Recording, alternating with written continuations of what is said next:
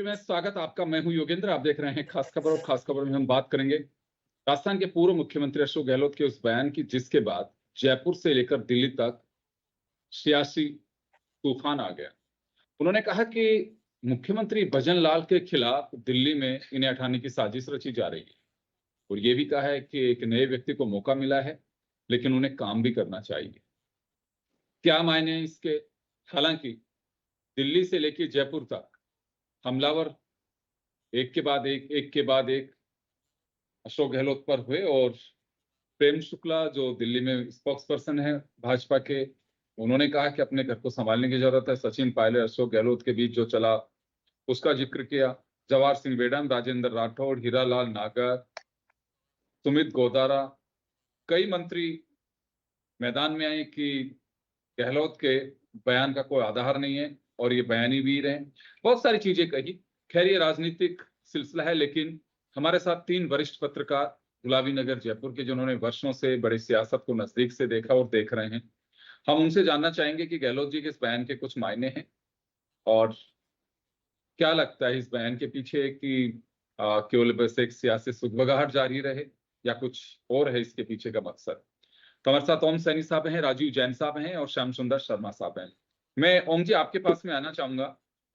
वैसे तो कर अशोक गहलोत की गुगलियां कई बार वो चलाते हैं और सियासी पारा जब इनकी इच्छा होती है चढ़ा देते हैं वो, लेकिन इस बयान के पीछे क्या लगता है आपको? देखिए, राजस्थान के मुख्यमंत्री का सम्मान किया जाना चाहिए और जब मुख्यमंत्री हैं तो ये सर्टिफिकेट देने की जरूरत नहीं है। एक नौजवान को पहले बार इलेक्ट हुए, पहले बार ये मौका मिला है तो ये तो कुछ बेहतर बात है। लेकिन जब भी सत्ता और संगठन केंद्र में मजबूत होते हैं तो फिर बड़े आराम से मुख्यमंत्री बनाया जा सकता है और चलाया जा सकता है। ये राजस्थान का इतिहास भी बताता है, देश का इतिहास भी बताता है। अब उसके बाद में प्रतिपक्ष में जब आप बैठे होते हैं तो कुछ ना कुछ आप बोलते हैं, तो बोलने में जरा सी मेरा ख्याल है कि मुझे ये ठीक नहीं लगा। मुझे लग रहा है कि ये बात कही जा रही है तथ्य के बगैर, किसी किसी कोई ऐसा तथ्य सामने आया नहीं या कोई घटना आया नहीं, प्रकरण सामने नहीं आया जिससे आप कह सकें कि साहब आपको हटाने का सिलसिला किया जा रहा है। ये जरूर हो रहा है कि जो लोग बहुत वरिष्ठ थे और जिनको उम्मीद थी कि राजस्थान के संचालन की जिम्मेवारी उन्हें हासिल होगी, उन्हें नहीं हुई तो वो नाराज हो सकते हैं, वो कुछ कह सकते हैं। लेकिन ऐसा नहीं होता है। जब मैंने कहा ना कि संगठन और सरकार अगर केंद्र में मजबूत होता है तो उसके बाद में इस तरह की बातें कहे जाने का कोई अर्थ नहीं। स्वयं राजस्थान के पूर्व मुख्यमंत्री भी इसी तरीके से आए थे और उन्होंने अपना दबदबा बाकायदा काम कायम किया और ठीक से शासन चलाया। लेकिन अब जब नहीं है, और वैसे भजन लाल जी भी आए हैं और भजन लाल जी का अभी तक तो ऐसा कुछ पकड़ा नहीं गया। हाँ, ये जरूर लगता है कि जिस तरह कैबिनेट के जो मिनिस्टर्स हैं वो अपनी अपनी जिस तरीके से बात कहते हैं वो कहने का सिलसिला, जैसे अभी उनके समर्थन में बोलने वालों का एक तांता लग जाए, ये लगता है कि साइकोफेंसी है। ये एक मदद नहीं है मुख्यमंत्री। मुख्यमंत्री अपने आप में काबिल है और अपने हिसाब से काम कर रहे हैं और प्रूव कर रहे हैं तो उसको तारीफ की जानी चाहिए। और दूसरा, ये जो लोग बोले हैं उनके साथ साथ में जो दिल्ली से जोधपुर में जो पूनावाला बोले हैं वो भी मैंने पढ़ा तो मुझे आश्चर्य हुआ इस बात का। देखिए, एक तो जाना नहीं चाहिए था मुख्यमंत्री को उसको उद्घाटन करने, और अगर चले गए थे तो मदन दिलावर को आना नहीं चाहिए था। लेकिन वो जब शत्रुता की राजनीति होती है तो उसमें वो जो सदव्यवहार होता है, चलता है राजस्थान के, हम देखते रहे हैं, वो सदव्यवहार देखने को नहीं मिलेगा। तो जब आपका नंबर हो तो आप कर लीजिएगा, जब इनका नंबर है तो ये करेंगे तो इसमें नाराज होने की कोई बात है नहीं। वैसे मुझे नहीं लगता है कि राजस्थान के वर्तमान मुख्यमंत्री पर कोई उस तरह का जादू हो रहा है जैसा वो बता रहे हैं, नहीं लगता है। जी राजीव जी, आपके पास में आना चाहूंगा। क्या लगता है आपको गहलोत साहब, 2 बातें, क्या ऐसा लगता है कि कल आपातकाल को लेकर के देश का सियासी पारा 50 साल पहले की घटना, तो एक अवसर तो नहीं चुना गहलोत साहब ने कि एक पासा फेंका जाए?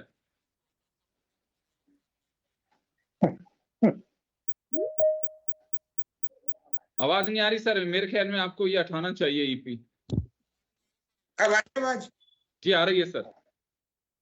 देखिए योगेंद्र जी, जैसा कि अशोक गहलोत जी ने कहा, अशोक गहलोत जी बहुत मंजे हुए राजनीतिज्ञ हैं। उन्होंने जो चीज बोली है उसके कई मायने हो सकते हैं और उनकी टाइमिंग, जो पिछले 25-30 साल से जो हम उनकी चीजों को देखते हैं या उनके कभी भी बयानों को देखते हैं या उनकी टाइमिंग को देखते हैं, तो बड़े सोच समझ के बोलते हैं, वो कोई हवा में नहीं बोल देते, उसके कई गहरे मायने हैं। अब जैसे उन्होंने कहा कि मुख्यमंत्री जी को हटाने का षड्यंत्र रचा जा रहा है या जो भी एक साजिश चल रही है, देखिए ये राजनीति में साजिश चलती रहती है, ऐसा कुछ नहीं है, चाहे कांग्रेस के मुख्यमंत्री रहे हों या भाजपा के रहे हों, हमेशा भाजपा में भी दो गुट रहे हैं, ऐसी बात नहीं है कि यहाँ गुटबाजी नहीं हो। जब मुख्यमंत्री का चयन हुआ था, आप हम सब ने देखा था किस तरीके से एक गुट जो बड़ा प्रभावशाली गुट माना जाता है, वो किस तरीके से मतलब किसी भी रूप में पद चाहना चाह रहा था, जो नहीं मिला। ये पार्टी का केंद्रीय नेतृत्व जो मजबूत था, उसने पता नहीं किस तरीके का निर्णय लिया या उनके दिमाग में क्या था कि उनको कहाँ संभावनाएं दिख रही थी कि किसी नए आदमी को खड़ा करना है, पार्टी को अब नई जिसको जमीनी आधार पर देना है या पार्टी के वर्कर को देना है, तो उस रूप में भजन लाल जी आए सामने। तो भजन लाल जी आए तो ये भी तय बात है कि बहुत भाजपा का एक बड़ा वर्ग जो है नाखुश भी हुआ होगा कि साहब ये कहाँ आ गए। ये स्थिति उसी तरीके की है कि जब 2003 में जो पूर्व मुख्यमंत्री वसुंधरा राजे जब यहाँ राजस्थान के राजनीति में आई या उनको बनाया गया, तब भी वो इसी तरीके की भजन लाल जी की तरह बिल्कुल नई थी। ये हालांकि वो ठीक है केंद्र में मंत्री थी, लेकिन यहाँ उनसे बहुत वरिष्ठ नेता थे जो उस समय नाखुश हुए थे, तो वो फिर बाद में जम गई। उन्होंने अपना एक आधार तैयार कर लिया। अब इसी तरीके से भजन लाल जी हैं, भजन लाल जी को 2 साल होने वाले हैं, तो निश्चित रूप से गतिविधियां राजनीति में चलती रहती हैं, तो वो कई सूचनाएं होगी। और पिछले 1-1.5 महीने पहले 1-1.5 महीने से दिल्ली के बड़े अंग्रेजी अखबारों ने 2 मुख्यमंत्रियों को लेके एक नेगेटिव रिपोर्ट छापी थी।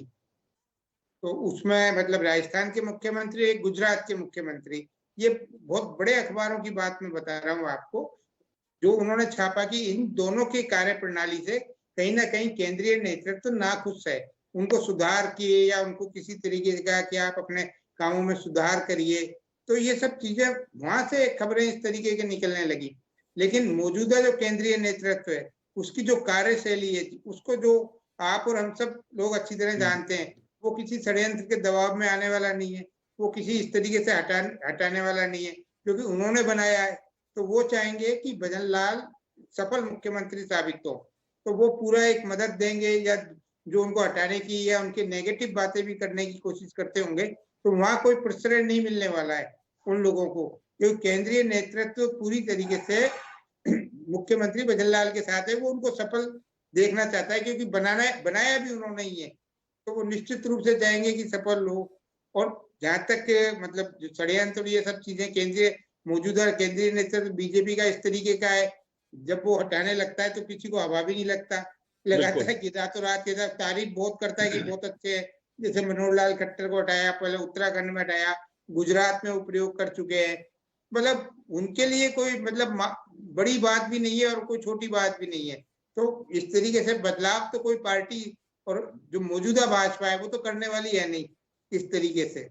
लेकिन अब ये राजनीति में चीजें चलती हैं, वो पूर्व मुख्यमंत्री का इस तरीके का बयान आना, तो ये कई मायने रखता है, कई चीजों पे जहां तक है वो चाहेंगे पूर्व मुख्यमंत्री तो कि भजन लाल जी ही बने रहे, क्योंकि राजनीतिक तौर पे उनको ये सूट करने लग गए कि ये लंबे चले या भाजपा को क्या नुकसान फायदा, वो सारा गणित देके सब चीजें होती है। जी योगेंद्र जी। बिल्कुल श्याम जी, आपके पास मैं आना चाहूंगा, बड़ा एक्सपीरियंस है। जब 4 राज्यों में चुनाव हुए तो एक नया ट्रैक पकड़ा बीजेपी ने, पर्ची के जरिए या ऊपर से पर्ची आई उसी के जरिए सबकी सहमति लेना, एक पार्टी का डिसिप्लिन भी है। डिसिप्लिन तभी होता है जब लीडरशिप मजबूत होती है। भजन लाल पहली बार चुनाव लड़े और पहली बार विधायक बने और पहली बार ही मुख्यमंत्री बन गए, एक बहुत बड़ी बात थी ये। अब क्या लगता है कि इस प्रयोग पे आला कमान कहीं बैक जा सकते हैं, क्योंकि मैसेज उन्हीं का दिया हुआ था कि किसी भी कार्यकर्ता की लॉटरी लग सकती है, और अब ऐसा क्या हो गया? और इन जो चेहरे में कोई ऐसा लगता है आपको कि हाँ, जो भजन लाल को रिप्लेस कर सके, कि हाँ बिल्कुल ये भजन लाल से बेहतर स्थिति दे सकते हैं वसुंधरा राजे को छोड़ करके, तो क्या अभी एक नया रिस्क लेंगे? योगेंद्र जी, पूर्व मुख्यमंत्री के कहने से सारे रिस्क लेंगे केंद्रीय नेतृत्व, तो ये तो संभव नहीं है जी। लेकिन जब 50 साल आपातकाल के पूरे हो रहे हो और पूर्व मुख्यमंत्री जी को अपना वर्चस्व जमाने का तरीका आता है कि किस तरह से कहाँ कैसे बोला जाना चाहिए, कि आपातकाल की चर्चा तो हो लेकिन मेरे बोले हुए की भी चर्चा होगी, और जोधपुर में बोल रहे थे। तो कह रहे थे कि साजिश रची जा रही है, तो पूर्व मुख्यमंत्री जी को अगर वो वास्तविक रूप से मुख्यमंत्री जी के चिंता करने वाले हैं वो व्यक्ति, तो चिंता उनको करने वाले, व्यक्तिगत रूप- मुख्यमंत्री जी को चिंता में डालने वाले। आप देखिए वो दोनों ही बातें हैं कि देखिए वो फोन करके भी बता सकते थे, अपने संदेश वाहक के माध्यम से भी भेज करके बता सकते कि आपके साथ ये सब कुछ हो रहा है, समझ लो। मैं तो मेरे खिलाफ भी हुआ था 25 सितंबर को, मैंने तो आया कामान को जो किया था वो सबके सामने है। और आपने देखा कि 1.5 साल बाद मानेसर हुआ था, और मानेसर में घटित होने के बाद उनके साथ क्या क्या हुआ, देशद्रोह का मुकदमा कहाँ कहाँ कैसे क्या स्थितियां बनी, और जोधपुर वाले ही उनके पीछे पड़े हैं, तो जोधपुर में जाकर के वो बयान देते हैं, दूसरी जगह नहीं देते वो। और आज मुख्यमंत्री जी भी बोले हैं उनके खिलाफ कि वो अपनी कुर्सी के लिए क्या कुछ कर चुके हैं। तो उसका मतलब है कि चिंता का विषय तो भजनलाल जी के साथ शुरू हो गया। उन्होंने जैसे अगर रिएक्ट करना शुरू कर दिया, तो उसका मतलब है कि उनको उनकी बात की सलाह मानी नहीं मानी वो बात अलग है, लेकिन वो जवाबी कार्रवाई देने लगे कि भाई उन्होंने कुर्सी बचाने के लिए क्या कुछ किया, और वो पीर पराई और पता नहीं क्या क्या कह रहे थे आज मुख्यमंत्री जी को। तो ये चर्चा का विषय पूरे देश में बन गया है। ये बात भी सही है कि पूर्व मुख्यमंत्री जी की सरकार बचाने में वसुंधरा जी का हाथ था। 4 आदिवासी विधायकों ने जो कुछ किया आपने भी देखा था उस वक्त, चाहे भले नोटिस वोटिस देने के बाद वो गायब हो गया हो सारा मामला, लेकिन हाँ बहन भाई का जो रिश्ता है वो आज भी कायम है कि आमने सामने रहने लगे हैं वापस से। जाते आते नहीं है वो अलग बात है, लेकिन राजनीति में क्या कुछ घटना कब घट जाए कुछ पता नहीं। लेकिन जिस तरह की स्थितियां चल रही है, जेपी नड्डा तो जयपुर में आके कह गए कि भजनलाल को हमने क्यों बनाया था। वो तो दिखेगा, ये सब चीज जो बता रहे हैं आप, ये दिखेगा कि ऑपरेशन सिंदूर के पहले कुछ चर्चाएं जरूर चल रही थी। अब वो अंग्रेजी अखबार में उजागर कर देने के बाद पूर्व मुख्यमंत्री जी ने उसको बता दिया कि भाई जयपुर में भी चल रही है और दिल्ली में भी चल रही है। ये बात भी सही है कि देखिएगा कि जिस प्रकार से घनश्याम तिवारी जी कितने करीब मुख्यमंत्री जी के हैं, पूर्व मुख्यमंत्री जी, क्योंकि देखे आपके उनके बेटे के उसमें रस्म में गए भी थे। और कुछ लोग ऐसे हैं जो मुख्यमंत्री जी के करीब है बीजेपी वाले, और देखिएगा उन्होंने तो अपने लोगों को भेज ही रखा है, राजेंद्र यादव को भेज रखा है, लालचंद कटारिया को भेज रखा है, पूर्व बहुत सारे लोगों मुख्यमंत्री को के अब भेज भी करीब, रखा है। पूर्व मुख्यमंत्री के करीब, हाँ पूर्व जो उन्हें मुख्यमंत्री समय जी समय पर जानकारी देते हैं, जो मैं समझ पा रहा हूँ आप जो कह रहे हैं। मैंने कहा क्या कर रहे हैं। नहीं, पूर्व मुख्यमंत्री की बात नहीं कह रहा हूँ, पूर्व मुख्यमंत्री जी ने काफी लोगों को भाजपा में भेज रखा है, और वहां के हालचाल उनको मालूम पड़ते रहते हैं, और वो उजागर श्याम साध्वी जी, रूप से कर रहे हैं। आप जो बता रहे हैं, बिल्कुल आप कह रहे हैं सीनियर जर्नलिस्ट ऑथेंटिक, ये भी अशोक गहलोत के बयान जो कल दिया रहे से भूचाल है, उससे कम नहीं है कि गहलोत ने अपने जासूस भाजपा खेमे में भेज रखे हैं। मैं आपको कह रहा हूँ ना, मैं तो देखिएगा कि जब देखिए प्रधानमंत्री जी अशोक गहलोत को अपना मित्र बता सकते हैं, सार्वजनिक रूप से कह भी गए थे। अब देखिए अशोक गहलोत के कहने के मायने बहुत अलग है। अब वो देखिए वो अपनी पार्टी में तो केंद्रीय नेतृत्व से कुछ ले नहीं पाए 17 महीने में। अब उनको छटपटाहट है कि मेरी पार्टी में मुझको जो मिलना चाहिए क्यों नहीं मिल रहा। तो देखिए वो आरोप लगाना शुरू कर देते हैं। तो वो कहते हैं कि गोविंद सिंह डोटासरा, टीकाराम जूली और बाकी के सचिन पायलट जो आरोप लगाते हैं वो तो दम नहीं है। पूर्व मुख्यमंत्री जी ने जो आरोप लगाया उसमें दम है। देखो किस तरह से दहाड़ता है, और अपने कॉन्स्टिट्यूंसी में जाके दहाड़ता है। तो देखिए बहुत सारे राजनीतिक मायने हैं पूर्व मुख्यमंत्री जी के। अब वो कितने पूरे होंगे कितने नहीं होंगे, उनकी पार्टी कितना उनको महत्व देगी नहीं देगी, ये तो आने वाला समय उजागर करेगा योगेंद्र जी। जिस प्रकार से राजनीतिक माहौल खड़ा कर दिया उन्होंने। अब देखिए उनके लोग सुमन शर्मा, जो देखिए वो जोराराम कुमावत और राज्यवर्धन सिंह जो कुछ कहने लगे हैं, वो पूछा हो क्या पूना वाला जो कांग्रेस से ही गया हुआ बीजेपी में है वो भी बोल रहा है। तो देखिए कुछ हलचल तो बीजेपी में कुछ तो हुई।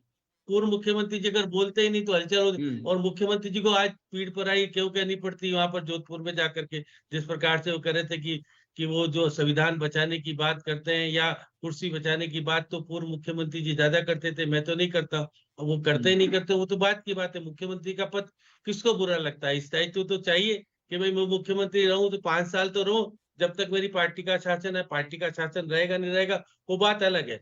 लेकिन जिस प्रकार का कार्यशैली को लेकर के जो पूर्व मुख्यमंत्री जी ने कहा है, तो वो ये भी जानते हैं कि मैंने जो कार्यशैली अपनाई थी वही मौजूदा मुख्यमंत्री अपना रहे हैं, किसी को पद दे नहीं रहे, विकेंद्रीकरण कर नहीं रहे, तो उसका असर कितना, कहाँ, कैसे पड़ेगा, ये तो आने वाली राजनीति निश्चित तौर पर बताएगी कि पूर्व मुख्यमंत्री जी के बयान में कितना दम था, कितना नहीं था।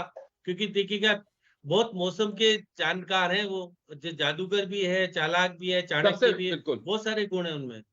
जी। चलिए, मैं ओम जी का रुख करना चाहूंगा। ओम जी, आप तो बहुत नजदीक से देखा है गहलोत साहब को।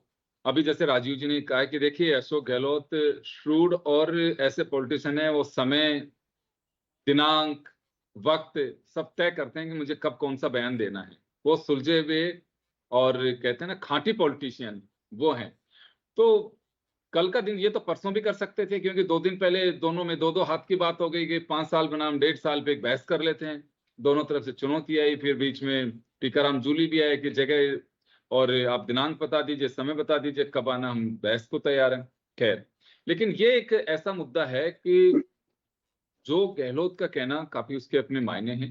तो एक मायना ये हो सकता है कि आपातकाल की 50 साल पूरे होने पर, जिसका दंश आपने भी झेला, तो एक समय ऐसा था कि कवरेज अपनी भी एक जगह पा सके उसके बीच।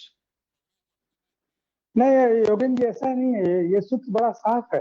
सूत्र ये है कि केंद्र में जब आपकी सरकार है, आपका संगठन मजबूत है, उसके बाद में कि आपने जो कुछ तय किया आपको मिला है, तो भजन लाल जी के बारे में इस तरह की बात कोई अर्थ नहीं रखती, क्योंकि वो बिल्कुल आप सही कह रहे हैं। देखिए, कहीं को संदेह भी नहीं है, क्योंकि ना किसी तरह की कोई रिपोर्ट है, लेकिन अशोक गहलोत का कहने के पीछे अपने मायने हो सकते। क्या 50 साल आपातकाल के जो पूरे हुए उसको काउंटर करने के लिए एक पासा फेंका इन्होंने? ये देखिए, ये लोग आपातकाल को लेकर के तो जितने दिग्भ्रमित रहे हैं ये लोग, इनमें बहुत कम लोग हैं जिन्होंने इस बात को स्वीकार किया उस वक्त।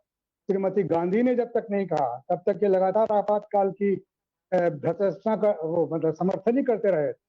माना ही नहीं इन्होंने कि इनकी जो साइकोफेंट्स उन्होंने क्या क्या किया है, इंदिरा इज इंडिया, इंदिरा सब कुछ ये जो बोला, ये सर हमें याद है, तो हमने भुगता है इसको। लेकिन मैं कहता हूँ कि इनके यहाँ डेमोक्रेटिक स्वरूप की वजह से ही वापस चुनाव हुए, और उसके बाद में मिसेस गांधी हारी, और उसके बाद में सुशासन के नाम पे वापस आए। तो वो डेमोक्रेटिक स्वरूप होना चाहिए। सेंट्रल इंस्टीट्यूशन जितने थे वो सब काम कर रहे थे, चाहे जज ने अपना काम किया, पुलिस ने अपना काम किया, जांच ने अपना काम किया, और वो बिल्कुल यही अपेक्षा हर शासन के साथ में की जा सकती है कि संविधान को सर्वोच्च रख करके संविधान में जो दर्ज है उसके मुताबिक काम करे। तो ये सारी बातें तो होती तो ठीक रहता, लेकिन ये तो मजाक कर गए ना ये ऐसी बात कहने का कि सब भजन लाल जी के पीछे कोई साजिश रची जा रही है। साजिश क्या होता है? अगर भजन लाल जी काम नहीं करेंगे तो बदल दिया जाएगा।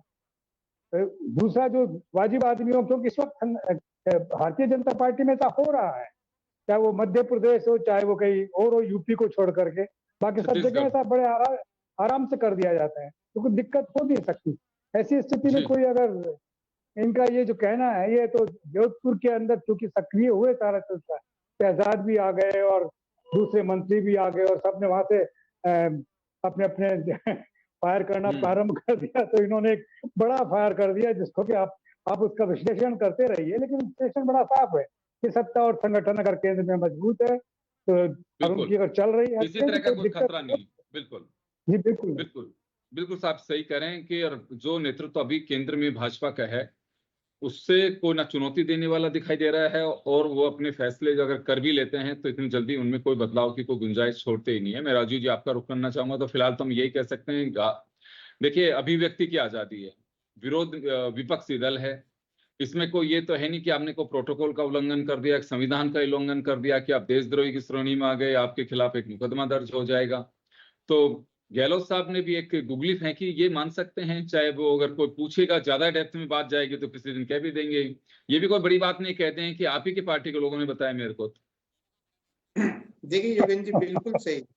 गहलोत जी ने जिस ढंग से कहा, उन्होंने कहा कि आशंका है, उन्होंने ये तो नहीं कहा सीधे कि ऐसी साजिश चल रही है, कि आशंका है कि इस तरीके से चल रहा है। अब यदि गहलोत जी के पूरे बयान को देखें हम, तो उन्होंने साथ में कहा कि देखो भाई, एक नए नौजवान को मौका मिला है, आपको काम करना चाहिए।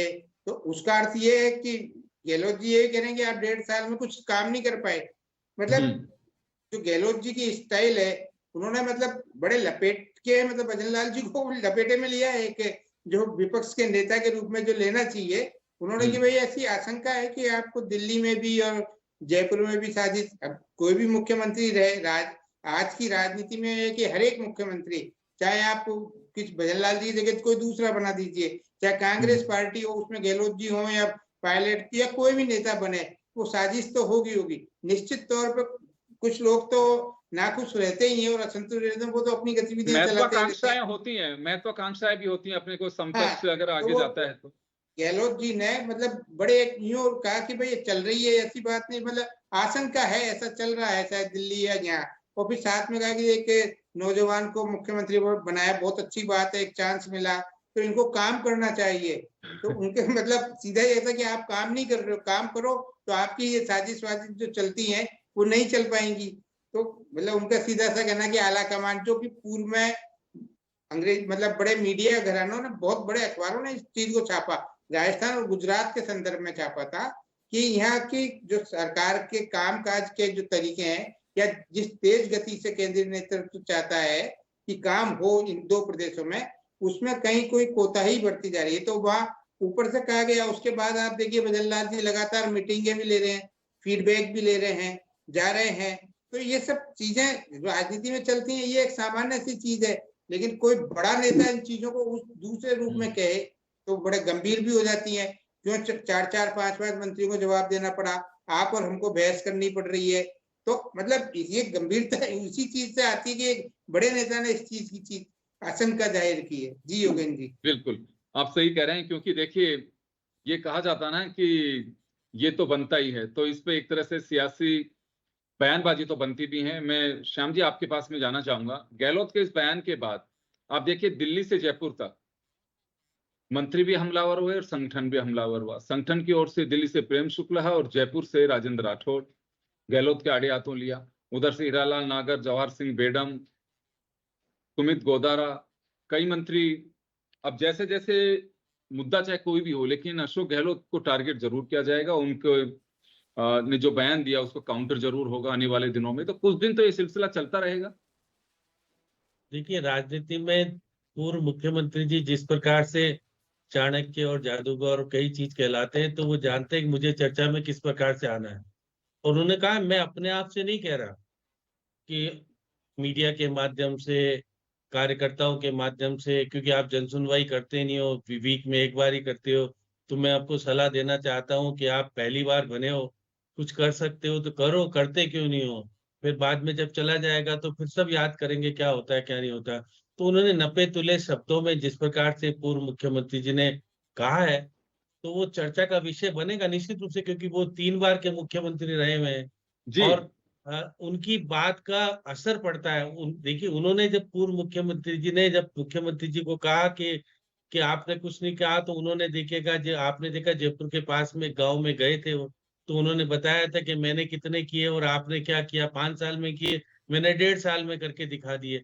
और चुनौती तो पूर्व मुख्यमंत्री जी को दी थी। अब ये गोविंद सिंह डोटासरा और सीताराम जूली ये जबरदस्ती कह रहे हम चर्चा करने के तैयार है, हम इनसे तो बहस मुख्यमंत्री जी करना ही नहीं चाहते। करना तो चाहते हैं तो पूर्व मुख्यमंत्री जी के साथ करना चाहते हैं। तो उन्होंने कहा कि मैं बहस तो नहीं कर सकता हूँ, लेकिन नई चीज उत्पन्न कर देता हूँ जो कि आपके लिए किस तरह की स्थितियां पैदा करेगा, वो तो देखिएगा आने वाले राजनीतिक परिप्रेक्ष्य में बताएगा कि पूर्व मुख्यमंत्री जी का बोला हुआ कितना सच है, कितना झूठ है, किस तरह की स्थितियां है, क्या है। ये सब चीजें राजनीतिक परिप्रेक्ष्य में बोलने के बाद, क्योंकि जोधपुर में अभी तक मामला विचाराधीन है, लोकेश्वर आपको भी मालूम है दिल्ली की अदालत में चल रहा है, और गजेंद्र सिंह शेखावत को चुनौती देने के लिए क्या कुछ कहा जा सकता है, इसलिए उन्होंने जोधपुर में अपने विधानसभा क्षेत्र में कहा है। देखिएगा कुछ राजनीतिक तौर पर कुछ होने वाला है, ये मान के चलिएगा, चाहे भले पूर्व मुख्यमंत्री जी के साथ हो रहा हो या मौजूदा मुख्यमंत्री जी के साथ हो रहा हो।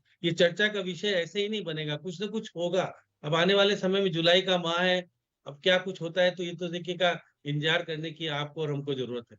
बिल्कुल, इसमें कोई संदेह नहीं है। लेकिन फिलहाल तो जैसे हमारे विश्लेषक हैं, उनका सबका कहना है कि किसी तरह का कोई खतरा भजनलाल को लगता नहीं है। ना पार्टी आलाकमान इतनी जल्दी कोई निर्णय ले सकते हैं, उनको कोई चुनौती देने वाला नहीं है, तो ऐसे में मुश्किल है। लेकिन गहलोत साहब ने टाइम और जो चीजें चुनी है, वक्त चुना है, उसके जरूर अपने कुछ मायने हो सकते हैं कि वो मुद्दे को डाइवर्ट करने के लिए डाला उन्होंने, लेकिन एक गुगली फेंके तो अगले कुछ दिन तो इस पे चर्चा होगी और कुछ काउंटर भी और आ सकते हैं। और ये कोई जरूरी नहीं है कि गहलोत यहीं पर रुके, हो सकता है आगे आने वाले दिनों में आपको और कोई रोचक ऐसा एक्स पे डालें, क्योंकि सुबह से शाम तक कई वो ऐसी चीजें लेकर के सरकार को आगाह करते रहते हैं कि हम विपक्ष की भूमिका निभा रहे हैं और अगर हम कुछ उठा रहे हैं तो हम सलाह दे रहे हैं, इसे राजनीतिक द्वेषता से मत देखिए।